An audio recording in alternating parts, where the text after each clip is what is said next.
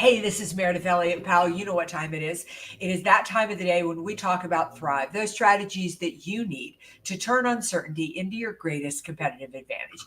We are on a mission here. We have created a movement where you can really learn to turn disruption, your biggest obstacles, into your greatest opportunity. And boy, tighten your belts today because I got an incredible guest. You are not going to believe this story that our guest, Andre Norman, has going to lay out for us. If you read the trailers leading up to this, then you have seen we're going to talk about how one man could go from maximum security prison to Harvard University and what you can do to basically, if he can do that, we're going to learn the strategies he used so we can turn uncertainty into our greatest competitive advantage.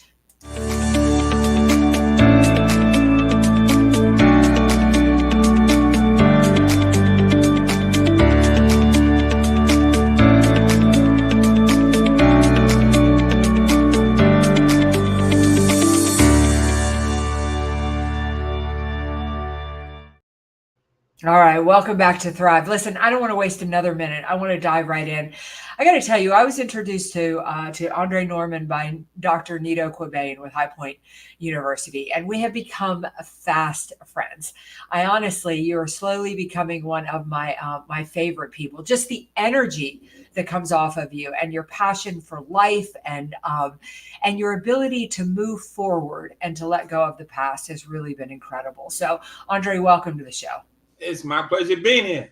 All right. So Go. let's go ahead and dive in. For those members of the audience that don't know Andre Norman, tell us who you are and what your story is. Well, I was born in Boston, Massachusetts. My mom had a high school sweetheart. She had 2 kids. He goes to prison for robbing banks. He meets my dad, local drug dealer, 4 more kids. They went through the domestic violence fighting for like the first 6 years of my life. And they call it domestic violence now, but it's called handling your household in the 70s. You were allowed to beat your wife. And it was just hard to watch my mother get punched in the face or to watch the chaos that took place. But I didn't know other houses weren't like this. I got old enough to go to school. I dashed out of the house, went to school. And in the 70s, they had a thing called the busing crisis in Boston, where the white kids and black kids went to the same school and there was problems. I didn't go to a white school, but my bus went to a white neighborhood. So they used to throw rocks at us and call us names, all the classic black names you can call somebody be out of order. And then I went home to my dad. I said, Dad, who are these people? Because I never met white people before. I said, wow. I mean, not really. I mean, you go to school, you go home, you had white teachers, but that was it. I never hung out with white kids. I'm a little kid. It's school, home, and Nana's house. That's all I ever did. And so I'm like, who are these people? Why are they throwing rocks at me? And what do these names mean? And he couldn't explain it. He just walked off. And because my dad grew up in Virginia in the 50s, and it happened to him. So my grandfather moved north to get away from Jim Crow South, but they never dealt with the issue.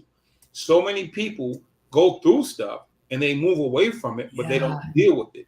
So when it happened again, he was unprepared to deal with it. And he left me as a 9-year-old to process the busing crisis. And I don't process well at 9. Right. One day the rocks started, one day they stopped. One day, the beatings from my mom's side, one day they stopped. He was gone. Single mom, 6 kids now. We move around, and we find out Andre's illiterate in the 3rd grade. They put me in a thing called the dummy class for all the kids who couldn't read. Yeah. Luckily, a teacher pulled me out of the dummy class. She said, you're not a dummy. You just learn differently. And she took the time to teach me my learning style. By 6th grade, I found out I was poor because kids would make fun of me for having dirty clothes, not having the cool stuff. But I joined the band, and I got a trumpet. And I played trumpet all through middle school. And when I got to 8th grade, ready to go to 9th grade, my teacher, Miss Ella said, you need to go to a magnet school for musicians. And she made me go to a magnet school for musicians. She said, you have a gift and you need to go with your gift. So I go to the magnet school and I'm in the band with all the nerdy kids. Yeah. And then in the afternoon, I hang out with the cool guys. And finally, the cool guy said, man, why are you carrying that box, Trey? So it's my trumpet. They said, man, that ain't cool. Black kids shouldn't play the trumpet. It's a waste of time. They just hated on my trumpet. They said, either the trumpet or us. Wow. 9th grade, these are my buddies. Yeah. Trumpet. No purpose, no passion, no mission, no direction. I go astray. Countless people have given up on their passion because other people have convinced them who didn't have passion. Misery loves company. So from there, I just go down the tubes and I woke up one day in prison. 7 to 10, 2 9 to 10s, 2 15 to 20s, 2 3 to 5s. They just sent me to prison for getting in a lot of trouble. When I get there, it was a reunion of all my friends from the dummy class, all my friends from the principal's office, from the juvenile probation. We all just end up in prison. Prison is a place where not just criminals end up, but quitters end up. I would love to tell you that nobody loved me, nobody cared. Miss Oliver, Miss Lane, Mr.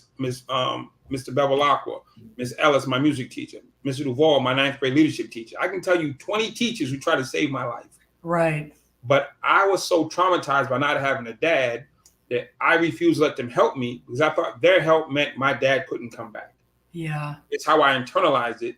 And so I refused all help, even though it was available for me and I didn't need to go to prison. I just didn't know how to receive help because of my trauma. So now I'm in prison. I'm 18. I got a ton of time. I joined a gang. And for 6 years, I gangbanged as hard as I could. I woke up in solitary confinement and I said, I'm the king of nowhere. I've become the king of nowhere. I took over a space in a place that nobody cared about. It serves no purpose. And I can give you the 8 attempted murder charges. I've had riots on airplanes. I've been in riots on the yard. I mean, I've been in knife fights. I've been gang wars. I mean, been there, done that. Yeah. But I woke up in solitary confinement. I was down there for 2.5 years. And I realized I'd become the king of nowhere. And I said, this is stupid. I want to do something different. I said, first, I want to be free. Never go with your first thought without then I realized the white, the black, the Spanish, the Asian, the cool guys, the chess clubs, the church guys, everybody who got free came back because free is the parking lot. Once you hit the parking lot, you've technically achieved your goal. Right. What do next? I don't know. I just want to get free. Well, I'm free. What do? I don't know. I go back inside. So I said, I don't want to be free. I want to be successful. I said, successful people come from college. I'll go to college. I'll be successful. And I picked Harvard University. I picked it not because it's the biggest school in the world. I'm from Boston. It's the only school I knew the name of. Yeah. So I said, I'm going to go to Harvard. And everyone thought I was crazy. My friends were like, you can't go to Harvard. You're black. You're a gang member. You're crazy. And what I heard them saying was, give us your trumpet again. And when I had my dream the first time, my friends talked me out of it.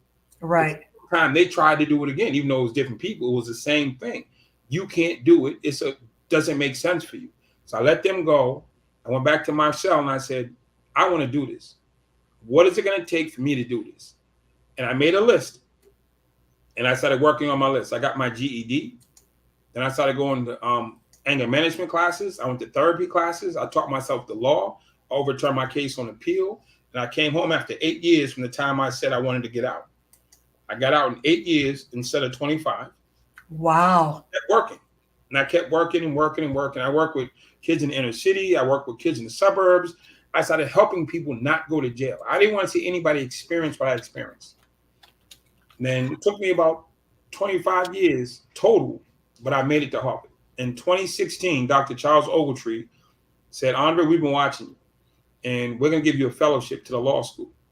And they brought me in, and they put me on their staff. I got my email, anorman@harvard.edu. It was the greatest day of my life. I bet. My friends called me and was like, hey, Dre, what you doing? I said, man, I'm at Harvard, and I ain't got to sneak in. They let me in. And I said, well, what do you want to do? They said, what do you mean? I said, remember I told you I was going to do this? And I did it. It took me a while, but I got here. What do you want to do? And I started helping my friends understand that they could overcome their adversity and their circumstances. There was a guy named Jules Gothard. He's a professor at London Business School, an executive education department. I met him by chance. He said, if he can do this with gang members, what can he do with businessmen? They flew me to London, to Baker Street, to the business school. They threw me in a room with Deutsche Bank. They said, go do what you do. They threw me in a room and standing ovation. They brought me back. It was British Petroleum. They threw me in a room, standing ovation. They brought me back. They threw me in a room, Lend-Lease Construction. Brought me back, Ericsson Mobile. They just kept throwing me in a room with all these different businesses. We'd go to Germany to do seminars. We go to Ghana. We go to Amsterdam. But they just kept throwing me in the room, and it kept working. And as much success as I had, and as much fun as it was, and as much people as I helped, I never got helped. See, my speaking career never got better because they took me raw and left me raw. Mm-hmm. Nobody taught me how to be a professional speaker or better. They just said, hey, you're good. It works. Let's go. Let's go. There was no development for Andre. So when I went with you and Nito, I said, I can develop too. Yeah. So I've been going to YPO forever. I Yeah. am literally the highest rated speaker in YPO history. I've gotten more 10s than anybody, but I've never developed beyond, I can be better than a 10. Yeah. Let me ask you this though. So I think about your story, and you just gave that beautifully but so quickly. And in that story, so first of all, you have this revelation that you're the king of nowhere, and you start to change. But I can't imagine that the people around you wanted you to change. They How didn't. how how hard, and what were the strategies that you used? Because I think that's, I think one of the biggest challenges I think that we have with success is fear of doing something different, and then it's reinforced because the people around us don't want us to do something different.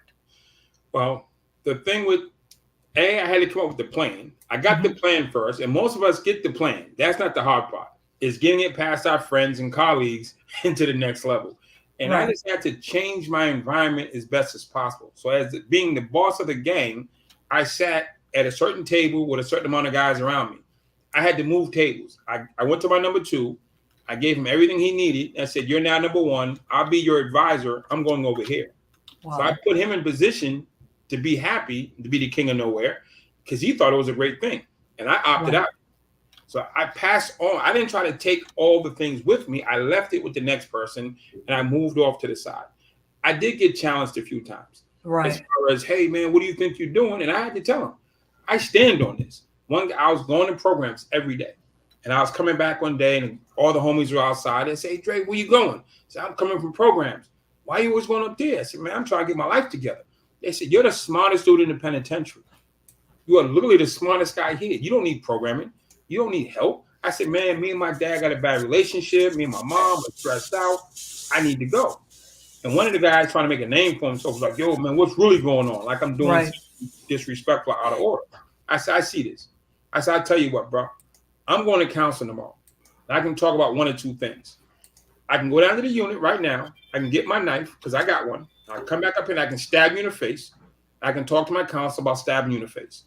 Or I can just go like I was going to go and talk about me and my dad's relationship. You choose.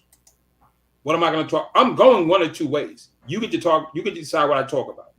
He says, "Man, Dre, that's messed up. You and your dad don't get along. You need to go fix that." I said, "Are you sure?" Listen, I have no problem. I was willing to die for dumbness. Yeah. I got to be willing to die for greatness. So, how long you were sentenced to 25 years and you managed to get yourself out in 14. 14. I did 6 crazy and did 8 the right way. Okay, 8 the right way. And eventually let out for early for good behavior and things like Yes. that? Yes. Yes. And so you get out and you're quote unquote free. You've made it to the parking lot.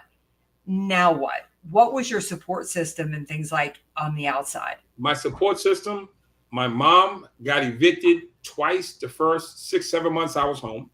My older sister had been on drugs since before I went to jail. I heard all the bad stories of the crack epidemic. My sister got caught in that.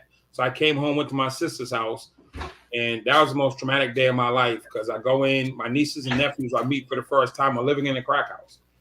And it was just heart-wrenching. And the crazy part, I had a counselor with me from the program I was in, and he had no clue. He wasn't from the city. He didn't get it. He said, "Oh, it's so great to see your sister." I'm like, "Man, they're in the room smoking crack. Dude, you don't." I Right. wanted to say to him, "You can't see what this is," but he didn't understand. Yeah. I went home and I cried. I said, I used to go by and take food for my nephews and nieces and stuff like that. So I had no family support. Right. I had some people I met in church, some church mentors, a guy named Pat Dempsey, who was like a volunteer at the prison. I would go hang out with him. He became my mentor. There was a guy named Father Martin, who was from the local church that used to come to the prison. They were, unlike when I was in high school, when I had teachers who cared, I now had mentors who cared, and I made it a point to spend as much time with those people as possible. Yeah. So it really it became a matter of you consciously deciding who you were going to surround yourself with, and you had to have people that fueled that.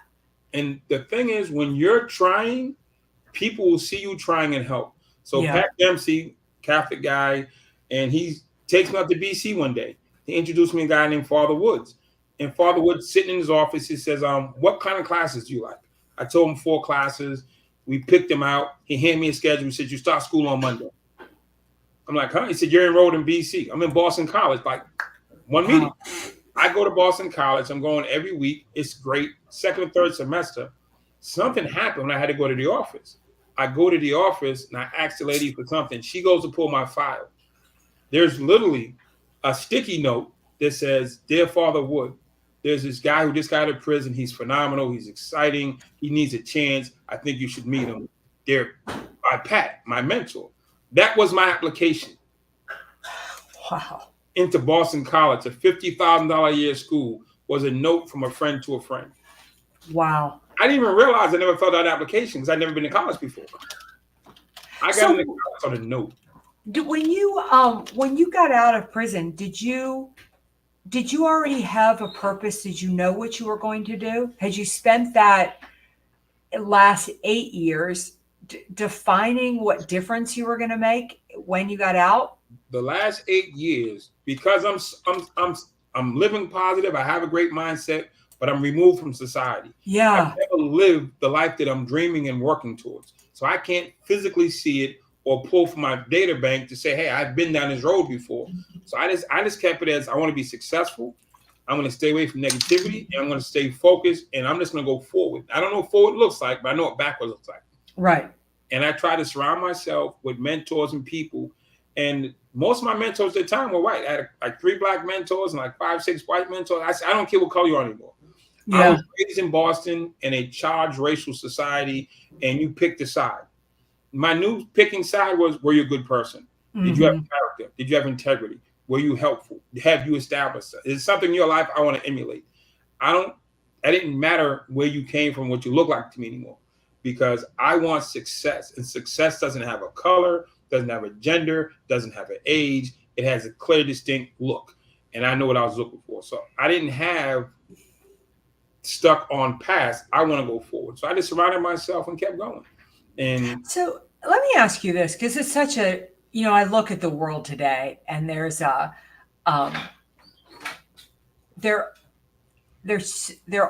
believe in everything you say. It says success is, it doesn't have a color, it doesn't have a gender, it doesn't have an age, it doesn't have a background, it doesn't have an education, it doesn't, it has a desire, is basically, if you desire and you focus forward, like you said, you will find a way.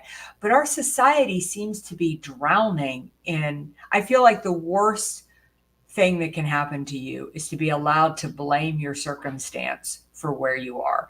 Now, I will clarify that by saying some people's circumstances are far more unfortunate than others. We all don't get to start in the same place. Right. It's never where you start. It's always where you end. And I, for years, sat in prison, blaming my parents, blaming society, blaming the government, blaming everybody. I never took accountability. Those things I was saying were true. I didn't have the best parents. Yes. I didn't go to the best schools. I didn't have the best supports. I didn't have the best breaks. All true. But those weren't the reasons I wasn't successful. The reason I wasn't successful is because I wasn't taking accountability and applying myself. Because I sit here today, a Harvard fellow. I worked in the White House, London Business School. I've been over 30 countries. I'm hanging out with the top speakers in the world, self included. But I'm the same guy. How did this guy get here? Because I took accountability. I received help and mentorship from the people who could help me. Not the people I wanted to help me, but the people who could help me. And I just kept moving forward. I let go of the negativity. I still grew up in the hood. I still went to a bad school. I still spent 2.5 years in solitary. I just take accountability for the things I have and don't have. Yeah. And it's predicated on my work ethic and my willingness to say I need help. What I love about what you're saying is that it's, you were sitting there in prison blaming everybody. And even though it was valid, the point was you were still in prison. And when you stopped blaming everybody and took accountability, you got out of prison. And that's, that blame, I feel like, is a trap. It's just a big trap. Oh, definitely. You can't look backwards and go forwards. No. So all the people who I was blaming were behind me. So my Mhm. parents were behind me. My school was behind me. I'm further. I'm looking backwards and I'm complaining, which is stopping me from going forward. So Right. all the people who are sitting in the office saying, "I know I got greatness in me. I know I can do more, but my boss won't give me a raise." Yeah. My greatest breaks came when I got fired. Yeah. Right. I used to work for somebody, and I loved the job. I'd have never left. I Yeah. didn't get my chance to ascend into where I am now until I got fired. The Mhm. guy got jealous of me because I was whatever it was. He fires me, which forces me to start my own company. And I said, I'd have never started my own company. I'd be working for him, complaining about not getting the next level up or next promotion. Yeah. So let me ask you this: when you look at, certainly you rank at the top of people who have been able to take adversity and turn it into unbelievable opportunity. But what are for those listening to this podcast who are looking at something like a boss who won't give them a raise, like stuck in a bad relationship, upside down, 500,000 in debt, or these types of things. What are, like, in your mind, when you look at your life and you look at the journey that you've taken, what are the steps and what are the strategies to start to turn things around? The first step is get out of your own head. There's a saying that I saw from before. You can't read the label of your life if you're inside the job.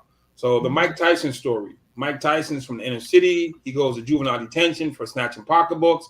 He fought every day in jail. And one day they kept sending him to the hole. And finally somebody said, send him to the gym. He goes to the gym and the gym teacher says, hey, you're a good boxer. And he calls Cus D'Amato, who's a boxing trainer. Cus comes down, he looks at him. He says, Mike, I'm going to make you the heavyweight champion of the world. Matter of fact, the youngest heavyweight champion in the world. Mike Tyson's life has nothing to do with heavyweight championship. Has nothing to do with Muhammad Ali, Floyd Patterson. He can't conceive what is being said to him. Then Cus saw that he was stuck where he was stuck. He says, if you can just trust me, if you could see what I see in you, you would do what you'd be saying the same thing. But you can't see the greatness, the championships, the world travel. You can't see it because you're stuck in the picture frame. And so Mm, many people try to see the picture while they're in the frame, and it doesn't work. So Cus had to say to Mike, trust me, and I will show you greatness. And he trusted, he decided to trust Cus, and we got the youngest heavyweight champion. And he right. soared to the top. And when Cus died, now all the vultures came and pulled him back down. Now he's been Mm, break free and come up again. But so many people rely on their own selves. Sometimes you need accountability. You need a mentor. I don't care how yeah. old. I'm 57. I have 10, 12, 13 mentors. And I'm not too old to learn or to listen. So you step one, get somebody who's vested in you, not your greatness, not your success, not your money, in you. Pat Dempsey loves me. Father Hmm. Martin loves me.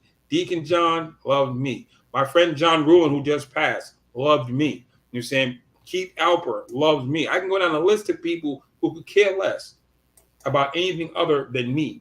And I Right. listen to them because I can know, trust, and love them. So if you're Hmm. sitting saying, how do I get started over? I call Meriidth and say, Meriidth, help me do an accountability assessment of my life. Right. Give me an honest critique of my life and where I am. And the first question we're going to say is, where do you want to be? First question, where do you want to be? Well, I want to be the CEO of my own company. I want to be the number one speaker in the world. Cool. We know where you want to be. Now let's take an assessment of where you are and the things you're doing to make that happen. Yeah, having that really, really clear vision and focusing on that vision, but taking the actions every single day. First step, where do you want to be? Give me your big picture, or the here we go, whatever they call it. Here, the BHAG. Give me the Yeah. BHAG. I want to do this. Cool. Now, where are you right now? And does your life line up with that goal? And if it doesn't, let's get it lined up. How did you keep from being pulled backwards though? And Once and the other question I want to ask you is, do you feel like the revelation that you had when you were the king of nowhere, do you feel like that message had been out there before, but you just didn't see it? I didn't see it, there's always good and bad. There's always Yeah. a little angel on this side, a little devil on this side. They've been there all day. It's who you decide to listen to. You listen to your lower self that says, I can't lose weight. I listen to my lower self. I'm stuck with this person forever. Listen to my lower self. I can never run my own company. That voice is in there. Because there has to be a balance. For yin, there has to be a yang. Or you're going to listen to the voice saying, I have this vision. Oh, I have this desire. I have this skill set. You determine which side of the brain you're going to listen to. The side that says go forward, or worse off, the one that says sit still. It never says go back. It just says sit still. Sit still. What so tell us about the work you do now. The work I do now is vast. Going to prisons. I'm going to prison twice this month. I'm going to spend 3 days in Texas visiting 6 prisons. I'm going to spend 2 days in Tennessee visiting 1 prison. And I go inside and I tell the men and the women, not only tell them you can be great, this is what success looks like. I sat in this cell, I sat down here and I did these. This is what success looks like. So often we have these dreams and visions of grandeur, but we never see success. Imagine being a musician and getting to sit in a room with Eric Clapton. Yeah. You want a musician, you get to sit in the room with Prince. You can see success versus dream about it. So when I go back, they get to touch hands with success from where they come from and follow through. So there's that. I definitely go to prisons across the world. I was in Kenya a few months ago. I was in Ethiopia 2 months ago. I go around the world, including ours, and I help people in prisons. I train staff because I don't want the staff to get hurt. I don't want the inmates to be hurt. So I train staff and I train inmates and show them what success and help all that stuff. I help people with crisis. So I have a friend, Joe Polish, with a company called Genius.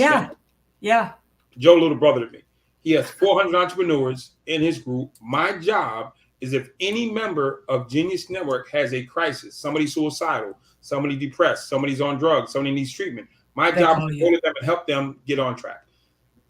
So I do the crisis management for the membership because Joe says, I don't want you to just be a great entrepreneur and your family falls apart. We want both those things to be straight. How did you go from being in prison though to making these connections? In prison, I connected people. What I did in prison as a king of nowhere was I had to deal with the Italians, I had to deal with the Irish, I had to deal with the Asians, I had to deal with the Latinos, I had to deal with the guards. I was a mediator. That was my job. I was the king of nowhere. I was the president of a prison. So I dealt with all the different factions every single day. Right. So when I come home, the skill set that I had in prison translates out here. Having to negotiate, network, reading people is my number one skill. Okay. If somebody comes up to me in prison, I got 3 seconds to figure out, are you trying to rob, rape, or kill me? I got 3 seconds. And if I don't figure it out, I end up rob, raped, or dead. Right. I was really good at figuring it out. It's called get it right or die. So I'm really good at reading people's judgments, their intention, their breaking points. If they're lying, what they're trying to snake by me, I'm really good at it. It's second nature. I teach CEOs how to read people. Because most of these guys grew up in a nice suburb or they grew up someplace in a public school and they went to college and they got a job. They didn't have to read people to stay alive. Right. If I didn't read people, I wouldn't be on this call. Right. So I teach CEOs and middle managers how to read people and then how to influence them to do and be better. Because my entire staff in prison were high school dropouts, drug addicts, psychopaths. I had to train them on how to do the things I need them to do to keep me alive. Because if one of them mess up, there's a glitch in the armor and I suffer. So I had to train the least educated people on the planet and the most dysfunctional people on the planet how to be high functioning. And I did that for 14 years. So when I come home, you give me a guy with an MBA, it's just not even fair. Yeah, this is so much easier. Yeah, this guy got 100 years. His mother used to lock him in the closet. His father ran out on him. His sister's been on drugs forever. And I got him motivated and functioning at a high rate. You give me some. That's what the guy Jules Goffin said. If he can do this with gang members, right, what can he do in a corporate setting? Right. And I cut through the bullshit. We get straight to it, and we help people move forward. We don't intimidate. We inspire and educate. How did you get past your own imposter syndrome? Which there had to have been a level of insecurity, or I'm not good enough, or thing like. What was the path to get through that? You don't get through it. It's still with me. When I stood in the room with you the other night at dinner in Denver, I'm sitting in the room with 40 of the top speakers in the world. You got 20, 30, 40 years in the room. I got a first timer's badge on. Right. That's intimidating. And Nito said, Dre, speak. You got Willie Jolly in the front row. Right. Listen, you have the greatest speakers in the world in the room, and Nito says, speak. You got 4 minutes to give this message. No prep time, no research, no notes. You got 4 minutes to hit this mark. My biggest fear, will I be accepted? Not can I do it? I can do it. My biggest fear is, will I be accepted? So fear is a feeling, an emotion that you feel right before you give up or overcome. And I used to have that. I've always had the feeling. Sometimes I just give up and walk away.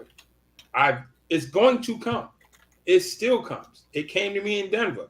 The fear of, will I be accepted? Will I do a great job? Will this go well? Came. Then I said, well, win, lose, or draw, I got to go forward. I will fail forward. I had to learn the lesson, fail forward. They didn't teach us that as kids. It was like, don't fail. Learning to fail forward was a great lesson for me. Yeah, I think that I do think that too. I mean, I think that I've got a brother he's passed now, but he's definitely a perfectionist. I do not suffer from that in the family, and it's always been not great. I mean, I don't love it, but falling on my face is just something that I do, and I'm okay with it. Like, it's but I think at times when you're dealing with imposter syndrome, it can be hard to get by that because you've got to do the inner work to get to truly get past. How do we begin to turn around though the challenges that we're dealing with when it comes to a business community, it comes to society? I feel like we're so easily offended these days. We're so focused on the small stuff and forgetting about that we don't focus on the big things that really matter. It's just like you said, like facing on the lessons and things that you had been taught and blame would have kept you exactly where you were. But making that shift just radically changed your life. And I know for me, my story isn't as extreme as yours, but by the time I was 36 years old, 6 male members of my family, including my dad, both my brothers, my first husband, had all died of alcohol addiction. And I didn't know why every man in my life died and why everything had been so abusive and so cruel and definitely left me with big spikes of insecurity. And I remember bawling my eyes out one day and saying, when is my white knight going to show up? And all of a sudden it hit me that there was not going to be a white knight. And if I was not going to be on this floor this time next year, the only person who could get me off the floor was me. Right. And I can picture that like it was yesterday, as I'm sure you can picture the day that you had your revelation. And it sure wasn't easy, but in everything changed. I realized that this sucked. It wasn't fair. I didn't know why I had to go through what I went to go through, but it was a waste of time and my energy to blame it anymore. And I had to find a way out. And the only person who could make that happen, people would help me. But if I couldn't get to the point where I could ask for the help, and wasting my energy on what wasn't fair took the precious energy I needed to turn things around. I'm going to give you a prison lesson. Yeah. I got to prison. And I'm in a gang. And this is the rule. They tell you the rule. Dre, you got beef with somebody. I'm like, all right, cool. They say, well, this is the rule. I don't care who it is. If it's your beef, you throw the first punch. We got the next 9. But if you don't throw the first punch, we can't help you. You have to throw the first punch. You have to throw your first punch, not the first punch. You have to punch at least once before we can jump in. Because if not, then that's the rule.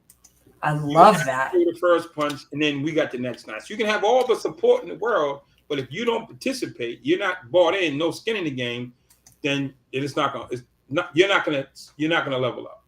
Yeah, I have a feeling that we have just scratched the surface of the amount of lessons that you can learn from prison. Like I always, when people give me excuses as to why they can't work out and they can't be in good shape, I always talk about those guys in the maximum security prison that live in those tiny little cells. And they are the most buff human beings you have ever seen in your life, right? But with whatever they've got, it's not like they have a workroom. It's not like they have a coach that shows up every day. They just make it happen. Yeah. And so it's What is hard to believe, what we have come to the end of this podcast. I always like to leave with two questions, but three for you. Number one, I want to keep having you back because there's so many more questions that I've got. Two, I always like people to know how they can find out about you. And the third is, for our listeners, what is your best piece of advice for people dealing with disruption, people dealing with uncertainty, people not moving forward? What, from Andre's perspective, what can they do to really begin to turn uncertainty to their greatest competitive advantage? And you would start with any one of those. Number one, I will come back. You invited me the first time. Yeah. They need to invite me the second time. All right. You got it. Me and you can go to lunch. And we All can right. just hang out. We can do FaceTime. If your listeners want me to come back, they need to write you and say, Meriidth, we want Andre back. Awesome. And we'll come back. If they don't want me back, I won't be offended. I'll be hurt, but I'll get over it and keep moving. So your listeners need to send you a text, an email, whatever the process is, saying, we want Andre back. You got it. We'll look for that. Number two, piece of advice they can do to get over the uncertainty, stop trying to do it by yourself. Stop. If you're thinking it in your own head and it's too easy to get lost, you always have to write stuff down, but you need an accountability partner. So I'm going to say, since they're on this live and they're listening to you, they need to reach out to you. If they're getting great business advice or training advice on speaking, if you have somebody you know, trust, and love who's stable, stretch her. Don't let her just stretch you. Say, Meriidth, we need you to give us this. They might want you to create a whole nother lane for them because they need that. Why send them someplace else when they already know, trust, and love you? So they need to write you and say, we need this other lane, whether it's accountability, whatever it is. Stop trying to run off and find somebody when you got somebody. Love it. Love it. Love it. Love it. What was the third question? I missed it. Just how they get in touch with you. Right here. I'm going to be right here. I'm going to be right here. We're going to do Prison Boss training live. If you want to be a prison boss and rule the world, we got you right here. But I love it. AndreNorman.com. If you put my name in LinkedIn, Facebook, TikTok, Instagram, everything's just my name, Andre Norman. But I will tell you, if you want to talk to me, you just need to write Meriidth and say, hey, we can do a third guest. We can have people come on and ask their questions live. I love that. Oh, you know what? Let's look at doing that next time. Yeah, we can have people come on, and if you like this conversation and you want to learn whether it's how to help your loved one who's struggling, how to level up yourself, I'm saying how to help the community, how do I help the community be better? Whatever the thing is, come on here and talk to me. Come in and talk to us, and let us help you in real time. I'm taking that challenge. And we're definitely gonna do that. But I want to thank you so much for joining us today. This has been an amazing conversation. You are just a wonderful energy out into the world, and I'm so excited to have you in my network, in my community, and to count you as a friend. I got one thing for you. Yeah. For all the people you said in your life that passed, don't look at them straight on. If you can understand the environment that they came from, you would better understand the people that they became. Yeah. It's real easy to look at somebody and be like, well, why are they like this now? Go back and look at the environment that they came from and the stimulants that fed into that environment. And that'll give you a clear picture of who and why they became. So My father was my stepdad was a bank robber. My father was a drug dealer. I lived in the hood. I couldn't read. I grew up with somebody who robbed drug dealers. It makes sense. But people say he robbed drug dealers. No. Yeah. My stepdad robbed banks. My dad sold drugs. I grew up with somebody who robbed drug dealers. If you understood that part of my life, you would understand how I got to that conclusion. So I need to go back and research their environment that they came from. And then you will better understand where they ended up. If you just look at the ending, it's not clear. Yeah, and I think what's so interesting is that the one thing that I have done is knowing that, like, it would make very big sense that I come from an alcoholic background, that I would marry an alcoholic, right? Because until you do the work, and until you do the work, you can't break the pattern. Correct. Yeah, I think we have so much more to talk about. We will definitely, I want to do a Q&A session, so I'm going to work on that. But again, thank you, Andre. Thank you, listeners, and we'll see you right back here next week for another episode of Thrive and the strategies that you need. Remember, we are on a movement here. We want people to believe that disruption and uncertainty, just beyond it lies your greatest opportunity. And together, we are going to learn what it takes to turn uncertainty consistently to your greatest competitive advantage. We'll see you next week.